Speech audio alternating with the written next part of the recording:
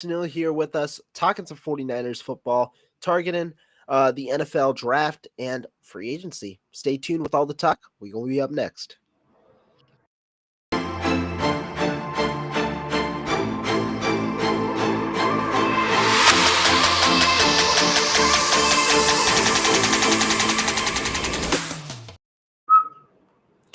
What's going on, everybody? Welcome back to another episode of the Rohan Chakravarthi show. I guess this is. I've got my guy Suneil. How you doing, man? Doing great, man. I know we're going head to head with the Lakers Warriors, which right now So the Lakers are I'll up by give 15. you some trash talk when we end up winning by a good amount. Right. Well, right now, Lakers are up by 15. So, yeah. We'll see. Well, Probably so for some reason, the Lakers have had kept the my mouth Warriors shut number until I this saw the season. score. Yeah, no, but it's interesting because obviously the Warriors are in the standings much higher than the Lakers, but for some reason, Lakers have had the Warriors number this season. So, moral have victories. We played y'all at home a good amount, or because I know we are. I think that this is the third. This is the third time they've played in the last, I feel like, week and a half, and the Lakers are 2-0. Right, and the Lakers won. Yeah, the Lakers won that last one. They actually, I think they won the last two. Yeah, one of them was. I know one of them was at home, one on the road. Yeah. Yeah. So interesting. But real quick, we're not here to talk basketball. We're here to talk football. Do want to give a shout out here to Harold Murillo. Thank you for tuning in to the show. But yeah, like you said, not talking basketball. We talking some football today. 49er talk. We talked a little bit last week, spoke on John Lynch, the comments that John Lynch had, and I think that that's a good place to start because I want to start with a little bit of a heavier topic. Mike McGlinchey. John Lynch was very candid when he spoke about Mike McGlinchey last week. Talked about Mike McGlinchey's market, understanding that it's going to be heavy and that Mike McGlinchey likely outprices himself essentially out of the 49ers range. What did you think about the comments and really the frankness of it? Yeah, I mean, there's certain instances where it just is what it is, right? I think most people who are reasonable about who Mike McGlinchey is, which, most of the 49er faithful isn't, right? A very small percentage of the 49er faithful actually give Mike McGlinchey the type of credit that he deserves. You and I both have mentioned, man, I think he's the top right tackle on the market as far as in free agency. So just like our team is looking for an upgrade at right tackle, most teams are looking for an upgrade at offensive line. And to most teams, they're going to look at Mike McGlinchey and look at, hey, this guy is better than who we have on our roster. So when it comes to that, price is always going to be a thing. And I think that the 49ers are looking to develop the next wave. They're in that kind of position right now, Rohan, where it's like they're willing to pay, I think, players that they feel like are going to be extremely productive for the next 3 to 4 years. They're willing to kind of not necessarily only overpay, but like at least be extremely competitive and make them the highest, paid at their position, right? They've done it with Trent Williams. They did that with Kittle. They did that with Warner. They did that with with Debo, to say that, kind of. And they're going to do that with Bosa. But a player like McGlinchey kind of fits where, yeah, he's going to be productive and all that kind of stuff, but is he worth making him the highest paid or close to the highest paid at that position? And I think he is on the other side of that, where they're like, okay, well, let's just get younger through the draft versus overpaying for a guy who doesn't fit that kind of elite kind of realm that they're willing to, go into that with. And that's why I think, they were candid and, more than likely McGlinchey is going to be too expensive for the 49ers. And I think that gives us some answers because we know that they're clearing up a lot of cap space. It's interesting to know now that, that isn't for McGlinchey. Yeah. And I mean, when you talk about McGlinchey, it's an interesting case, right? Because you're right. Offensive tackle and offensive line in general, you're going to pay more likely than the player is worth because of the value of the position and also the age of the player. You specifically, I know you've talked about the importance of the offensive line and the desire to upgrade. What would you do? So a year ago, Rohan, I would have said re-sign McGlinchey. And the reason for that is I didn't have much faith in the 49ers' ability to identify the right talent along the offensive line and develop them. However, with the emergence of Aaron Banks, that has changed my opinion of what the 49ers' ability to scout that offensive line is.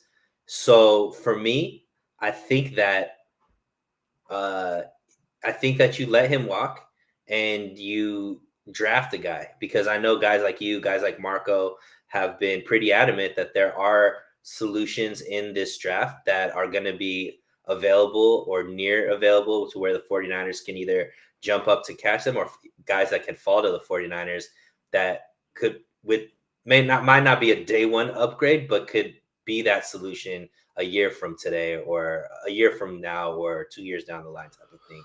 So I think you have to Right. go that. Right. I mean, when you talk about rookies, the whole point of rookies, right, in general, normally, as interesting as it sounds, it is tough to find a day one upgrade in the draft. The point of drafting rookies is not only because of their floor, but it's more so because of the potential that they have.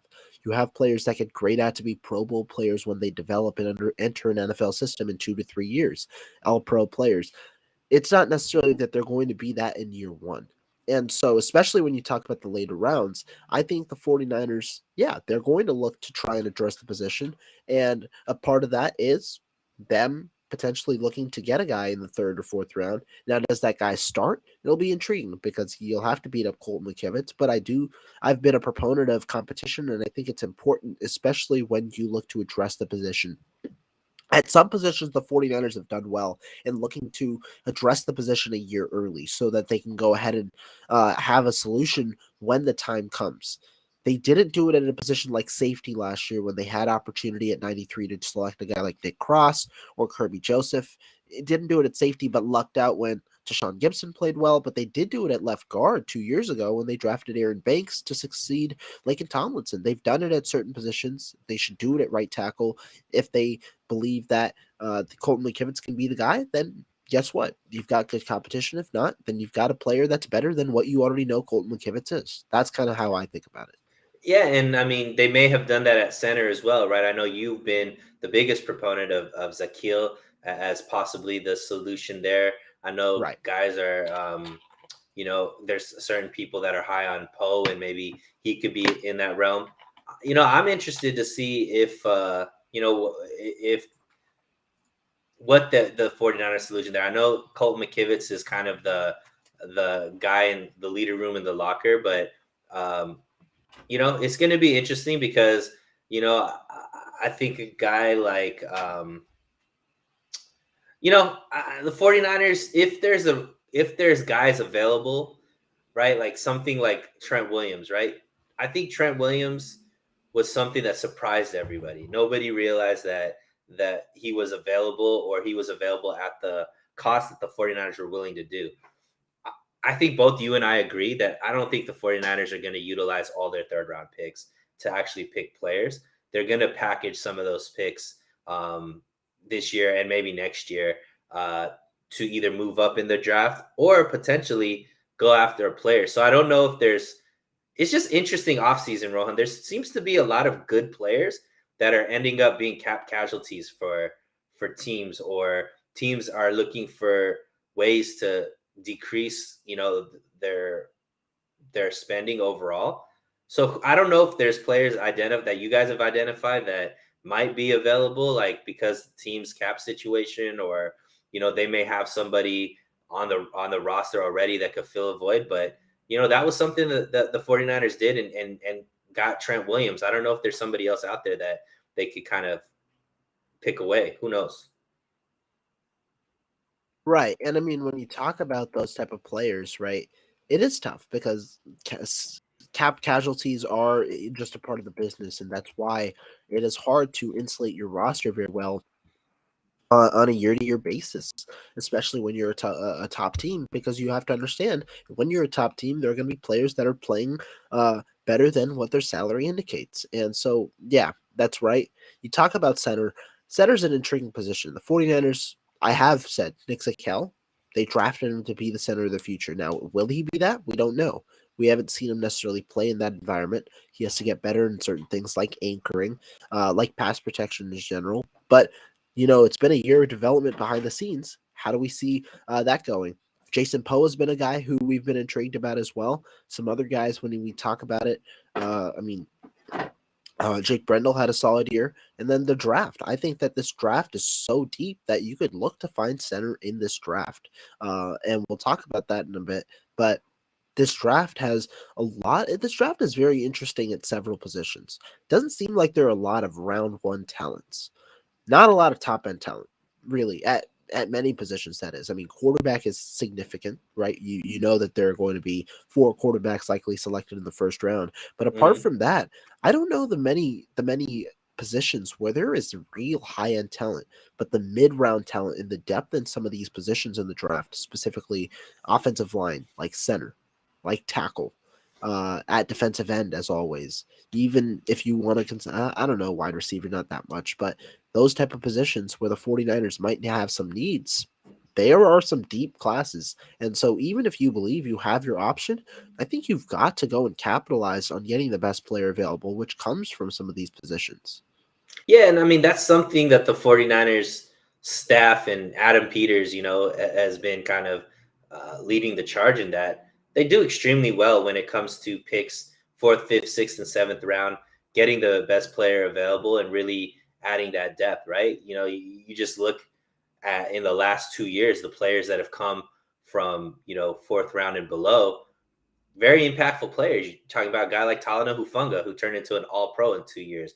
Samuel Womack, Diamador Lenore, Burford, who's a, week one starter for the 49ers. All of these players are, Elijah Mitchell. These are guys that were players that were best player available at a position, and now they're very impactful players on the team. That's one thing that I think allows the 49ers to maybe make some mistakes in free agency, because they're so good at drafting and developing players that, you could let a guy like Jaquaski Tart walk. You could let a guy like K'Wan Williams walk. This year, most likely, you're probably letting a guy like Jimmy Ward walk, and still able to maintain a level of excellence that the 49ers have been able to do over the past 4 seasons. There we go. But no, I agree with you there in what you're saying about, the way the 49ers scouting department has been able to evaluate and the way that they go about their business. And I think it brings me to an interesting topic, because you brought up Adam Peters, and there was a very insightful article from The Athletic's Matt Barrows, who does phenomenal work over there, obviously, talking to Adam Peters. And one thing that Barrows asked Peters about is, where is this draft deep at? Peter single-handedly pointed out the tight end group, and he also talked about the defensive line and the defensive tackle group, which indicates, are the 49ers looking to target there? What do you think about those positions? Should the 49ers look to not necessarily upgrade, because that's a tough word, right? To upgrade on where they have, but improve their units at 2 of the positions that are deep in the class? I can clarify that as well. Yeah, I mean, obviously, defensive line, we know the 49ers are always going to pick 1 or 2 defensive linemen. That's just their MO, right? The start of this regime, they pick defensive line every single draft in the first round, with the exception of Mike McGlinchey, right? So we know that they're going to pick 1 or 2 defensive linemen, especially if guys that they really like fall to positions where they're already at. Tight end is interesting because obviously George Kittle, I think, had one like a bounce back season this year, and he played really, really well. Obviously, him and Purdy had a really great connection. I assume him and Lance will have a very good connection as well when they get a chance to start playing together.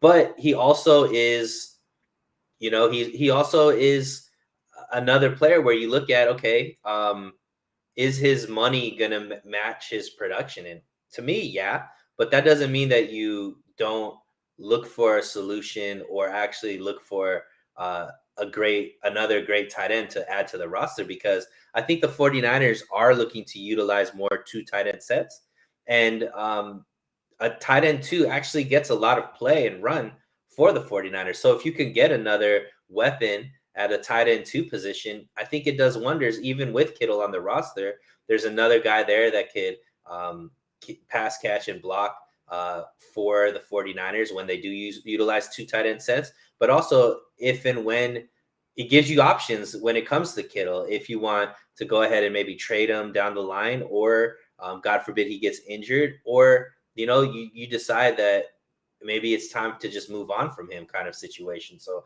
I definitely think that even without the tight end depth being there, like regardless of that, I think the 49ers were still going to draft a tight end this year, just because like you said, they're very good at drafting players for a year, 2 years down the line versus just for what they need right now this year.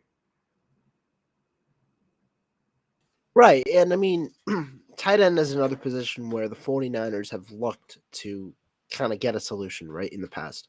But they also haven't diverted too many resources to it. I mean, they tried to go after Austin Hooper the year he signed with the Cleveland Browns. Obviously, $11 million is too stark a price. Drafted Charlie Warner, 5th round, has been all right. He's been a blocker, not too much more than that. Ross Dwelly has shown flashes as a pass catching tight end. He's a really good guy as a pass catcher, just didn't have the blocking prowess, and the 49ers want that in their 2 tight end sets. And I mean, other guys, Jordan Matthews, Jordan Reed, whoever you might want to consider it, some projects didn't end up working out. The 49ers have to address this position because NFL teams understand how valuable 2 good tight ends are in your system. When you have 2 tight ends, you get into that 12 or 22 personnel. It forces the defense to then have more linebackers, more guys in the front 7 on the field to combat your formation.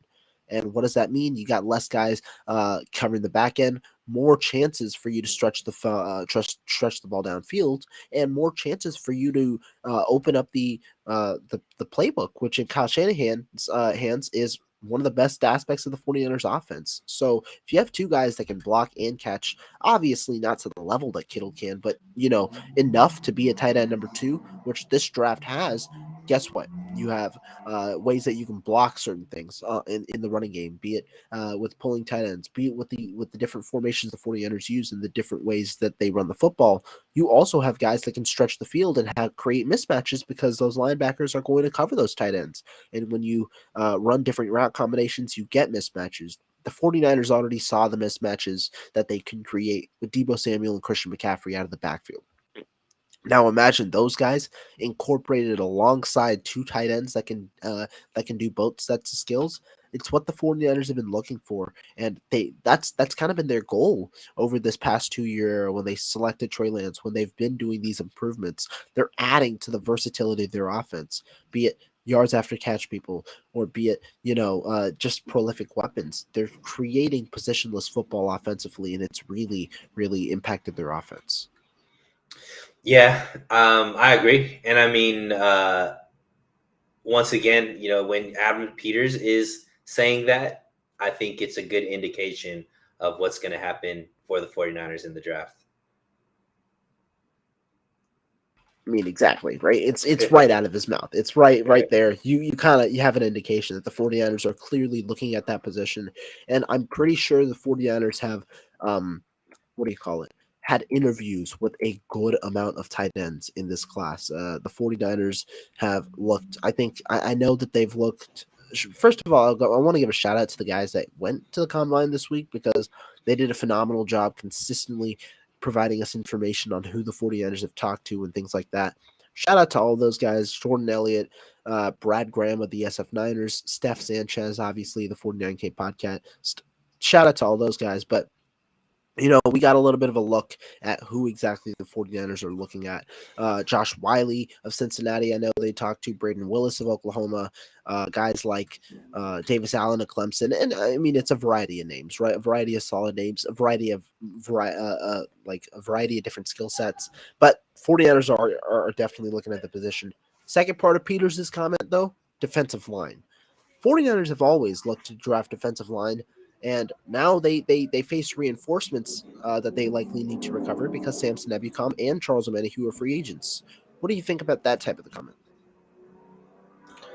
Yeah, I mean, so once again, I think a lot changes very quickly with where I think resources are going to be allocated for the 49ers. A few weeks ago, I was set that the 49ers are going to go all in on a defensive tackle, whether it was Daron Payne, if he was available, or Javon Hargrove from the Eagles. Now, I think I'm a little less confident that that's the route that they're going to go. I do think the 49ers are going to target a 3-down player because I think that they only have 2 right now along that defensive line in Bosa and Armstead.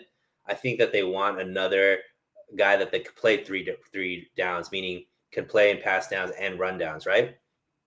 Amenahu doesn't necessarily fit that mold. Like, he's more of a pass rusher, but isn't necessarily the strongest at run defense.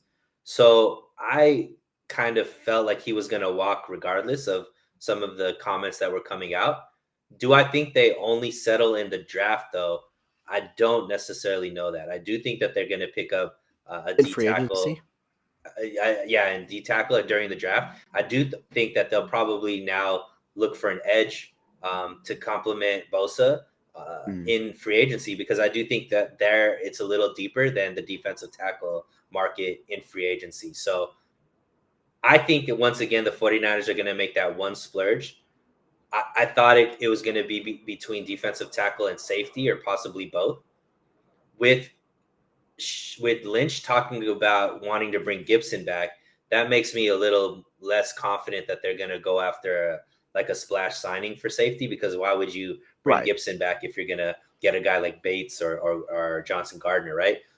So I think that they'll probably go edge in free agency, make that one player, like they brought Moody Ward in last year. I think they bring an edge into it, and I think through the draft they're going to upgrade at safety and defensive tackle. I think that that's fair, right? When you talk about it, because when you mention the defensive line, not only is this a deep defensive line class in general in the mid rounds, we saw a lot of the testing, so a lot of volatile rankings, I'm sure, on teams' boards on who's rising, who's falling, who teams are targeting. San Francisco's also, when it comes to defensive line, they've also gone best player available in most of the drafts, right? I mean, Nick Bosa, albeit Solomon Thomas, Nick Bosa, they went best player available, trying to secure the trenches. But even recently, last year, defensive end was not necessarily the biggest need. They go after Drake Jackson in the first in with 61 because he was the best player on the board. So I think that you'll definitely see them at least draft one player. Now, the point you bring up about free agency is interesting. Samson Ebukam, we'll talk about him right after this. Apparently, reportedly commanding at least $10 million. Positive remarks around the combine, according to ESPN's Jeremy Fowler.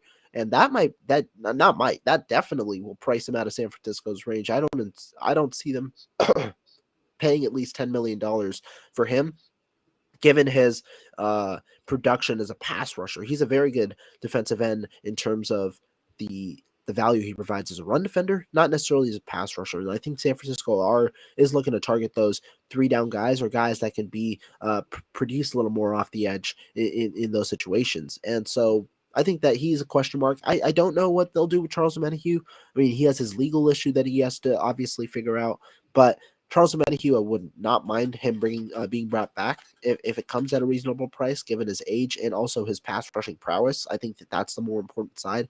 But I do think they try and find some 3-down defensive linemen. I don't know if it'll be a splash signing. Payne obviously tagged. Hargrave likely to command $18 million or something like that on the open market. That's a lot for the 49ers at an age 30 player. We'll see who they look to go and get. Would be and I think that kind of tells you the direction that they go in the draft in terms of where they'll look to select a player and what kind of player they look to select. Yeah, I thought the article was talking about Omenihu. You saying it was talking about Ebukam? The Fowler one? I'm not sure who wrote it, but where it was talking about the be commanding like 10 million in free agency. I thought it was Ebukam. I Okay. thought it was Ebukam. Yeah, I could be for wrong. some reason I read it Omenihu. So I don't know. Either one of them, I don't think either one of them come back actually. I think both of them are going to be too expensive. And once again, I think that the 49ers realize that. So, and maybe they don't realize, but I think I realize that just having a lot of depth doesn't necessarily help, because there's always going to be a weakness. And they need more guys that could do multiple things instead of just a lot of players that could do one thing good. I'd rather have more guys that could do both things well, right? And they don't Right. have a lot of that. They have two of those right now. So I think that like they identified, hey, we bring in a corner at the level of Mooney Ward, it's gonna solidify our, secondary, which obviously that did, and it obviously brought the level of play of all the guys. Mosley had his best season. Yamado Lenore had his best season. Obviously, those guys were getting more season, but I think Mooney Ward being there helps that them get the best out of them as well. Right. I think with what we've seen at Nick Bosa, who obviously is playing, all world level, right? He's an all pro defensive player of the year, but give him some help. I think you could tap into another level of what this defensive line is capable of. So that's why I think it's extremely important that the 49ers find a solution there. If they believe that Drake Jackson is that guy and he's already ready to be that guy, then okay, maybe not. I don't think necessarily they believe he is that guy quite yet. So I do think they go through free agency to get a guy, whether it be, a 1 year, 2 year type deal with a guy like Yannick Ngakoue, who's a little bit older, but can produce when has produced in the league, or if there's another guy out there that could be even longer or more of a solution, where I think they go after a guy like that. I think it's interesting that you bring up Drake Jackson because Lynch also talked about Jackson. We talked a bit about him this past week, but he talked about Drake Jackson, and I'll push back a little bit here in that I thought that Drake Jackson, the way that Lynch talked about him this past week, indicated the 49ers kind of are in a position where they don't necessarily have a choice but to hope that Drake Jackson kind of develops this year. He said how the 49ers need a big time jump in year two for Drake Jackson and that they expect it to happen, meaning why? The 49ers divested such draft capital into him, understanding how their cap situation was going to go in future years, but also understanding kind of how they needed to handle things, right? Drafting 1 year earlier, understanding players are going to leave the year next. And so to me, I think that San Francisco might um, look to see Drake Jackson's role increase for sure in 2023. Now, again, that doesn't mean that they're out on players because the 49ers do like to have good depth and they do like to. I mean, I think three down players are valuable. And I don't know if Drake Jackson has proven that he'll be a solid three down player against the run if he hasn't. I don't know his weight right now, but the weight will certainly indicate that. So definitely an argument on both. I think argument can be said on both sides. Just interesting about Drake Jackson given Lynch's comments as well. Sure. And I think if they don't go after a DN, then maybe they do see enough in him. But I do think that they want more three down players. And this is all feelings, no facts. I don't know that they want that necessarily. If I'm running the team, I definitely see that as a big weakness where the 49ers haven't had 4 3 down players on the defensive line in quite some time. And they need that. At least Yeah, get 3 right now. that's fair. That's definitely fair. That's definitely fair.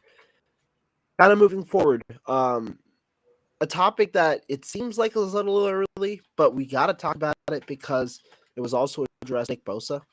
Nick Bosa obviously had a extension talks are starting. It says according to John Lynch. Seems like it's a little bit away.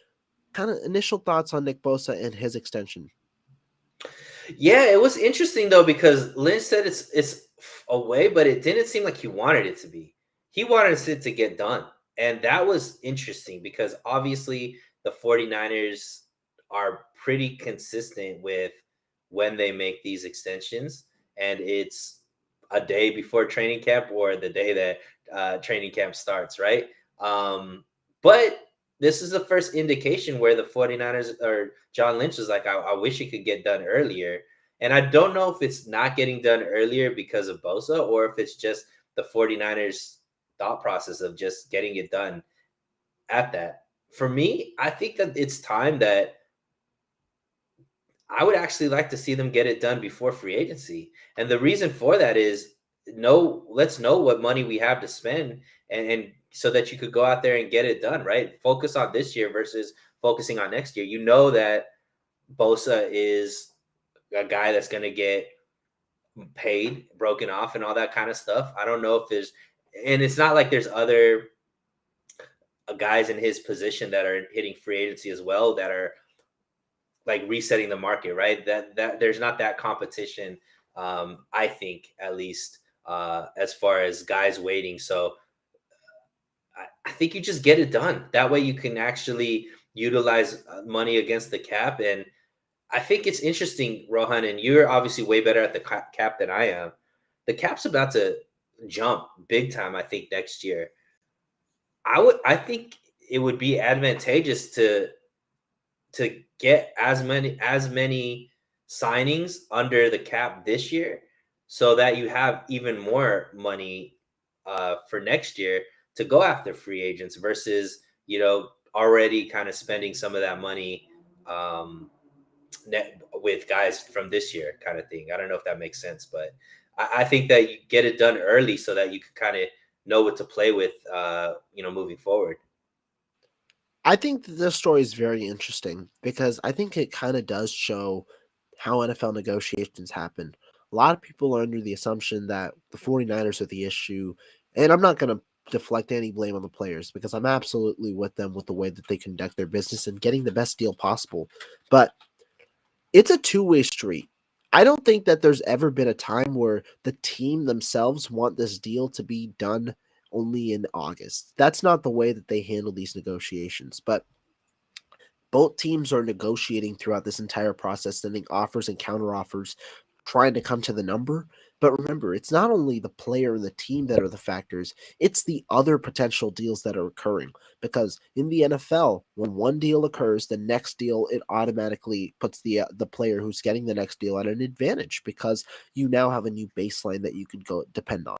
And I think in Nick Bosa's favor, where he's looking to make the most money, it's in his best interest, if we're being honest, to wait. He doesn't have an issue because he doesn't necessarily need to be, he can demand what he wants. And if they don't meet the demands that he wants, he doesn't have an issue. He can hold out, not hold out, but he doesn't have to participate until training camp, really. And so I think it's in his best interest uh, to honestly wait. And that's where it's a part of it. It's in normally a player's best interest to wait until that time because other teams and other players also figure out those deals at those times. I think the 49ers have tried to get deals done early. I know they have with some of them, but also you have to understand the process, I think, goes both ways in that the player and the team need to agree to those numbers, and sometimes it's best interest in one side to wait.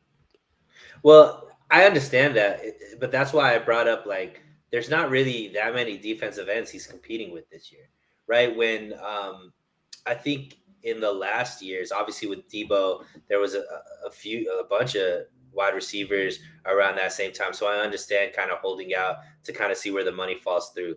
You saw with Fred Warner, there was the guy out of the Colts that was Yeah. that was there. So it was like, okay, wait till the end.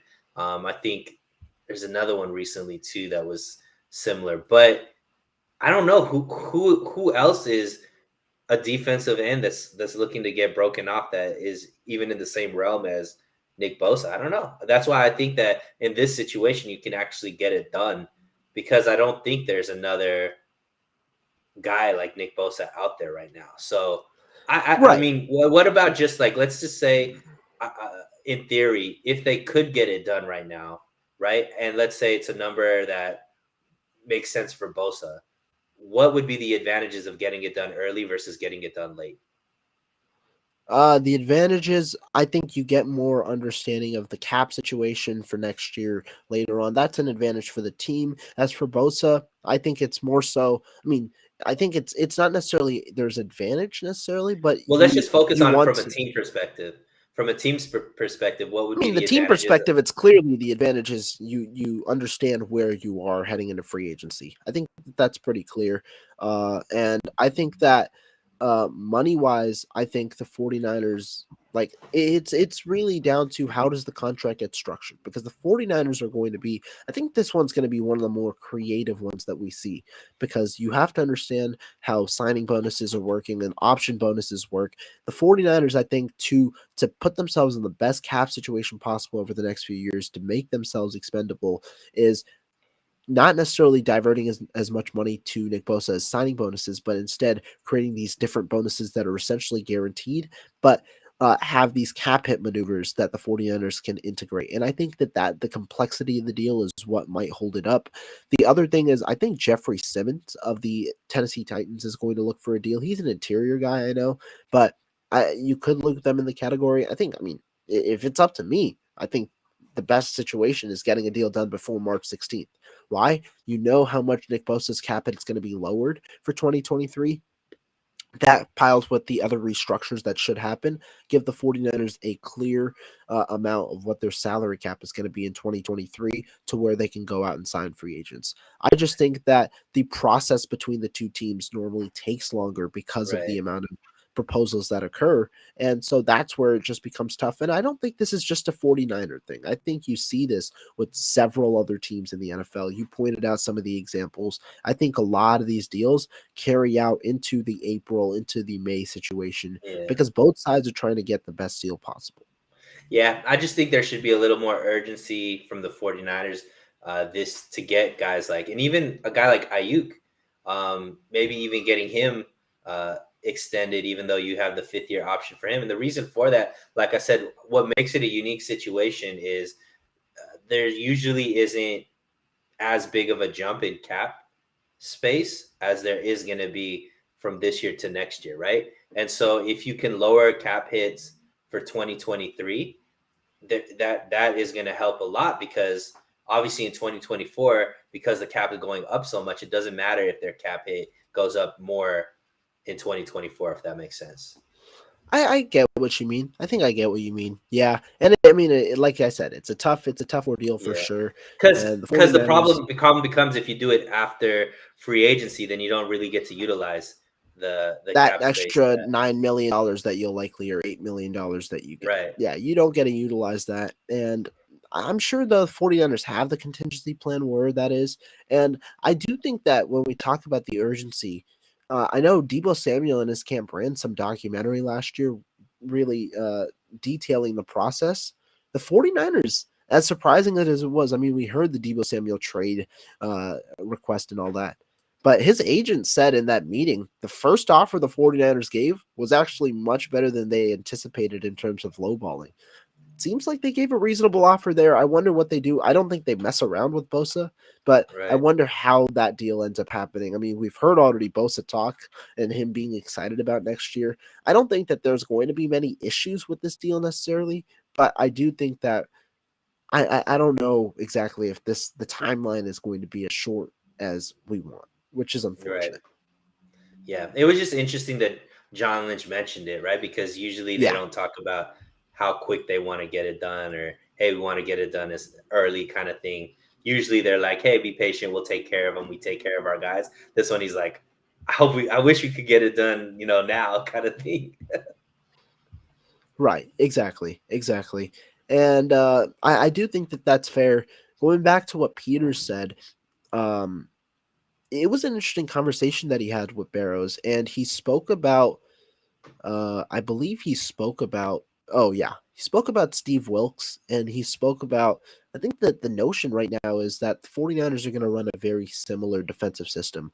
Lynch talked about it as well during his press conference. What do you think about that, knowing Wilkes' background? Yeah, I mean, I think he runs more zone than what We've what done in the past? well, just more recently under D'Amico Ryans, right? I think D'Amico Ryans is pretty aggressive and like playing man and type of situation where I think Sala was more kind of cover three, the zone type of stuff. So maybe it's going to look more like when Sala was here. I think the benefits though are I expect our secondary to take a jump with Wilkes' expertise being the secondary, and I think Wilkes is going to maybe help give a little bit more packages when it comes to trying to get pressure, right? I think he's a little more, how do you say, like, I guess creative when it comes to like the blitz packages and things like that. So I could see a little bit more of that, but yeah, I mean, I think scheme wise, or at least like, yeah, it's still going to look similar, but I do think there's going to be some wrinkles that are going to be added because of Wilkes and, what his tendencies are. Yeah, I think so too. I mean, I think you do value what Wilkes does best, and I think that definitely has to play a role for sure. But I also think that you understand how important the system has been as of late for the 49ers, and I think that that's also another important part. So there are the two sides to it for sure. And I think, yeah, I mean, it's a small topic, but I'm very interested to see the initial parts of it during training camp. How does the defense work? But one other thing, want to move on before we hit the last topics of the day. Robbie Gould. I mean, we heard the news. It's confirmed. I know I've anticipated this for a minute because I didn't think that when Gould actually was I didn't think they were gonna franchise tag him. And if we're being honest, Robbie Gould has not wanted to been here for a minute. His family lives in Chicago. What did you think about that move? Or not necessarily the move, but the news that you heard. Yeah, I'm not surprised. To steal a quote from Nick Diaz, I'm not surprised. I think it's time for Robbie Gold to go off and find wherever his next team is. Paying $5 million to a kicker, I think, where it is a place where the 49ers can save some money. Robbie Gold has been clutch for the 49ers in the playoffs and done an amazing job while he's been here. I don't necessarily think though that he can't be replaced, right? I don't know if his level of play necessarily was irreplaceable. Obviously, playoff wise, he's been clutch, but through the regular season, he has missed kicks, he has missed some extra points, he has missed playing time as well. So yeah, I think it's time to get younger. I think it's time to get cheaper at that position. I'm a big fan of drafting Jake Moody. If that I think that would be a great solution for the 49ers. Or there's a bunch of kickers that are always available, and teams find solutions with kickers that are just in street clothes right now, kind of just waiting for their next opportunity. So I think it's smart. You could save probably 3 million, 4 million a year, and allot that to more positions of need along the defensive line, along the offensive line, wherever they need to allocate those resources. Right. I mean, yesterday I wrote an article about it. Robbie Gould. It's an interesting guy. Great human, right? And I mean, a great person to be around the organization, a great leader in general. But if we're being honest, Robbie Gould is not a top 5 kicker in the NFL. Mm-hmm. In the regular season, he's not. The last 3 years, Gould has kicked, I think, I wrote about it yesterday. Gould's made like 82% of his field goals in the last 3 years, or in the last 4 since 2019. On top of that, 43% of his kickoffs, 43% are touchbacks.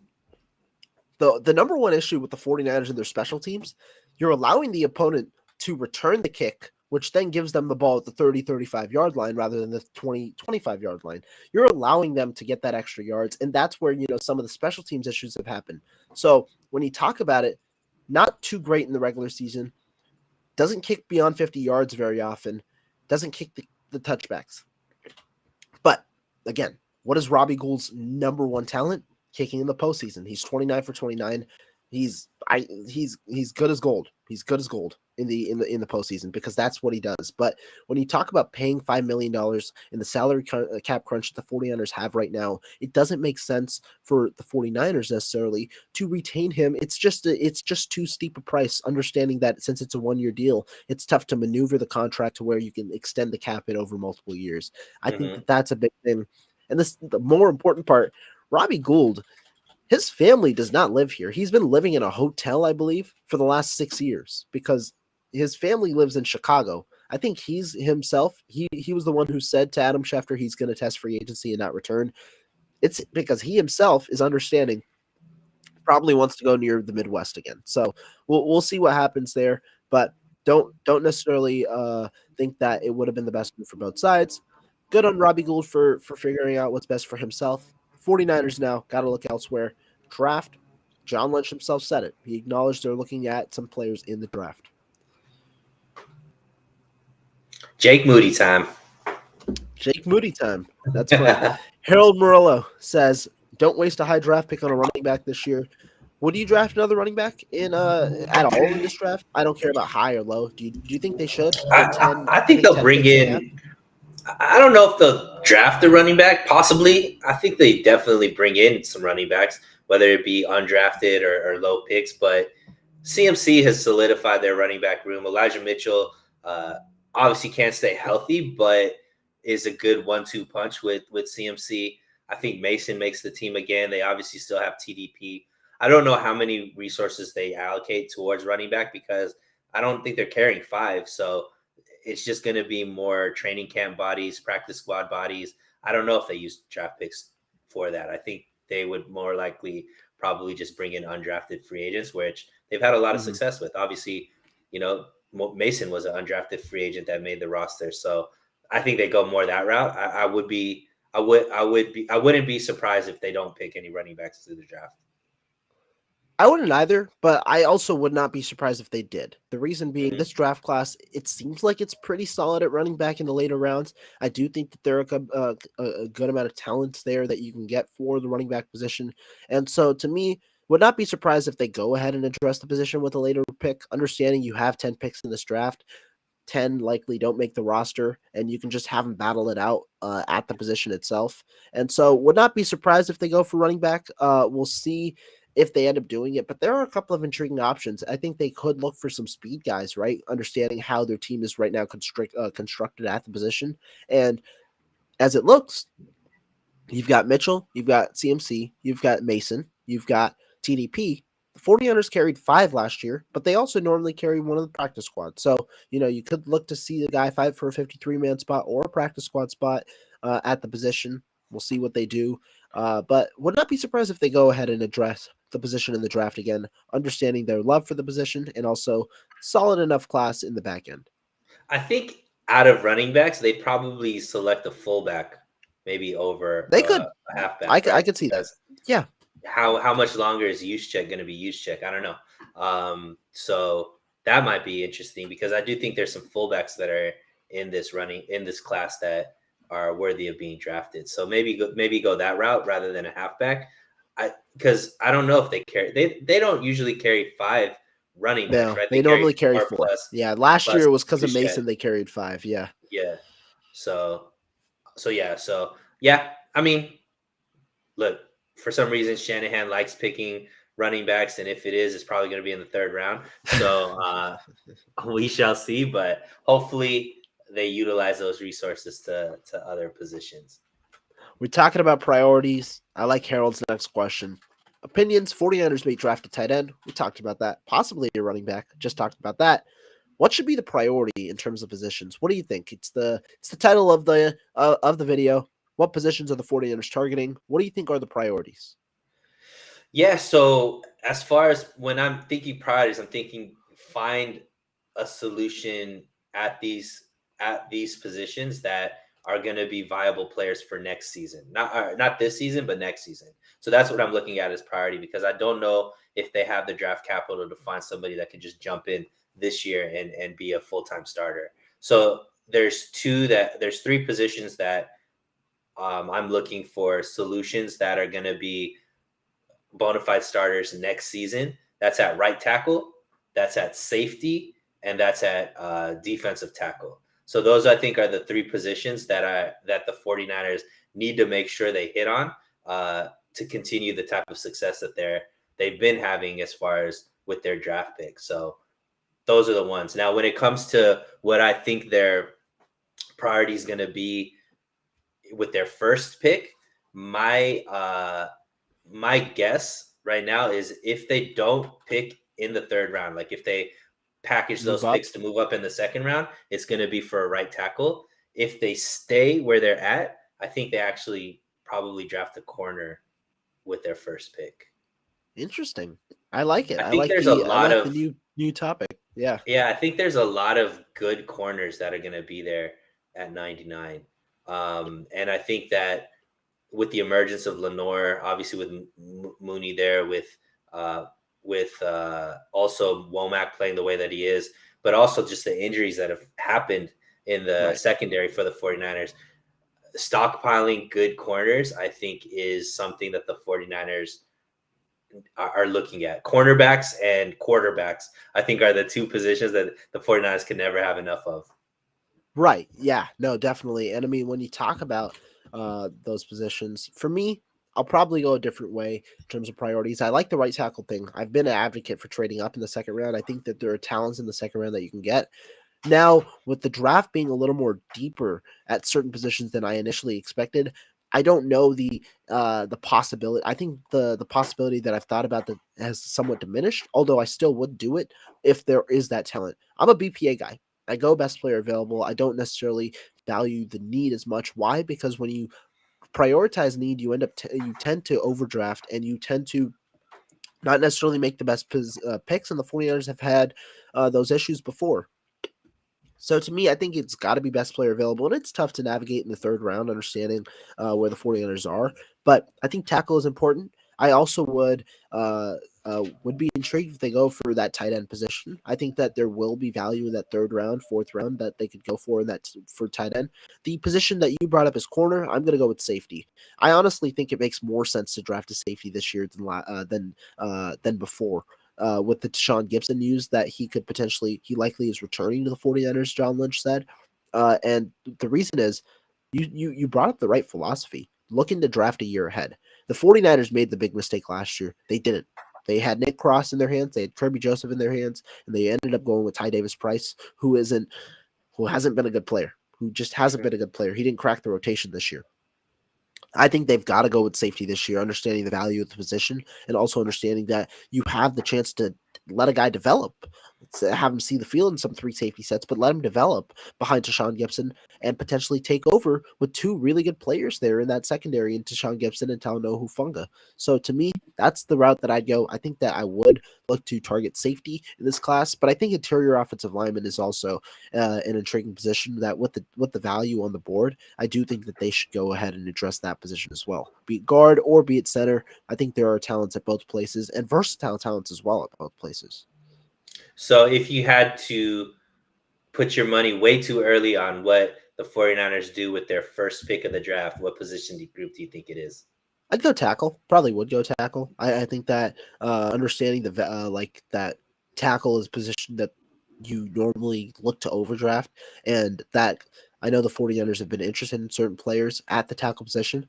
I'd probably go tackle. What if they stay at 99? I still think tackle is a position that you can get at 99. I mean, Blake Freeland out of BYU's there. Wanya Morris could be there. I think that a couple of guys who you might see as a guard that could flex out to tackle would be there as well. I think that tackle would be a position. I still wouldn't mind drafting at 99 if they stay put. Interesting. Go. Harold Murillo talks about the new NFL report cards. I think the 49ers ranked seventh, with the one category being the training room because it's like it was like too small or too not spacious. What do you talk about it? Yeah, I think you just hit it on the head. Overall, it seemed like the 49ers have done really, really good. All the culture type stuff seems to be 49ers do really well at.